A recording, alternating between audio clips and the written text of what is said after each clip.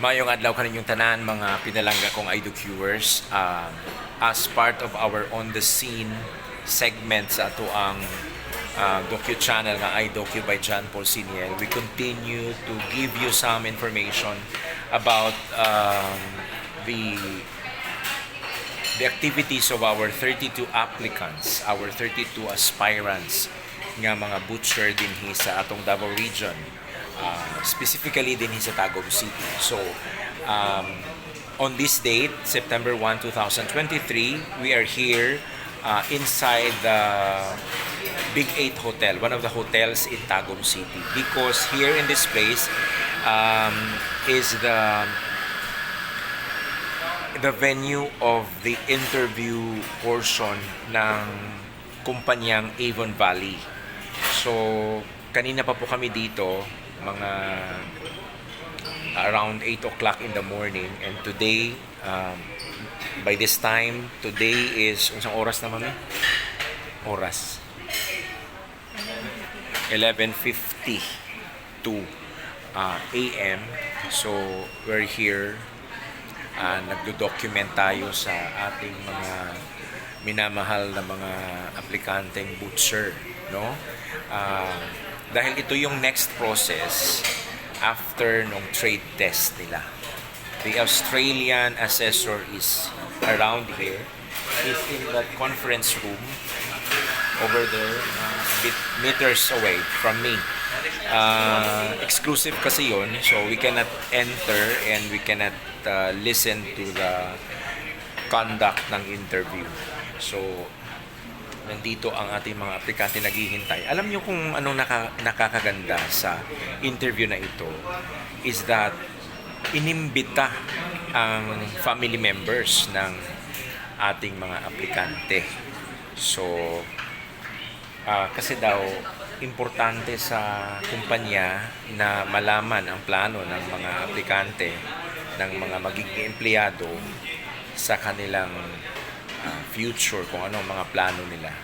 So, eto yun sila, and siguro we will talk to one of them na ating mga nakausap kanina from Santo Tomas, Davao del Norte, galing sa isang nag-resign, no? Nag-resign siya sa isa ka kumpanya sa saging. Sir, ano yung pangalan din nato, sir? Harold Zamora. Harold Zamora. Makasalang ni siya karon number 18. 18. Unsa imong debate karon, sir? Excited, pero naikul ba gamay kay siyempre general manager na sa Avon Valley puhon amo ang kung kaluyan maka-continue sa mga application ko. Okay. Ang other applicants, they bring with them their family members. Importante siguro yata ang asawa, pero unsa may nahitabo nga nang wala sila karon sa imong tapan? Ako asawa mo yun, sa Dindi. Muuban yun na siya, kaya ako masang ipay gabi after sa mga trade test nga pauban sa interview ang mga asawa. Ang problema kay na-admit ako ang anak gamay kay mostly ang pangutana mong good karon about sa future sa pamilya kung naana mi dito sa Avon Valley ng trabaho. Unay ang kinahanglan ginagid ang tamo ang pamilya. Okay. Dinhi sa Pilipinas, sir, pag mag-apply tag trabaho, ikaw ra jud ang interviewon, di ba? Yes. Unsay aplikante. Oo. Unsay kani sa ilaha kay apil ang family para nimo unsay tan-aw nimo anang murag gihatagan nila og balor ang papel sa pamilya sa kinabuhi sa empleyado. Para sa kusa no, maka-happy gid siya kay siyempre dili lang sila nagtanaw sa aplikante kundi apil ang pamilya kay para kung naay plano sa aplikante siyempre gi-apil po na mo mga asawa o anak para sa future na mo puhon nito. Okay.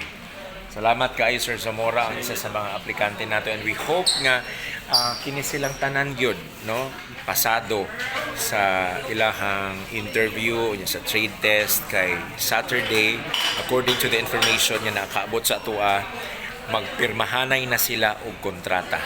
So ang panghinaot sa iDocu na ang tibuok 32 ka aspirant sa pagka-butcher sa nasod Australia, ilahang makabot ang ilahang pangandoy tungod makatabang kini sa ato ang pag-build og balik sa ato ang nasod nga mataktak nato ang kining kapobrehon aning nasod sa Pilipinas.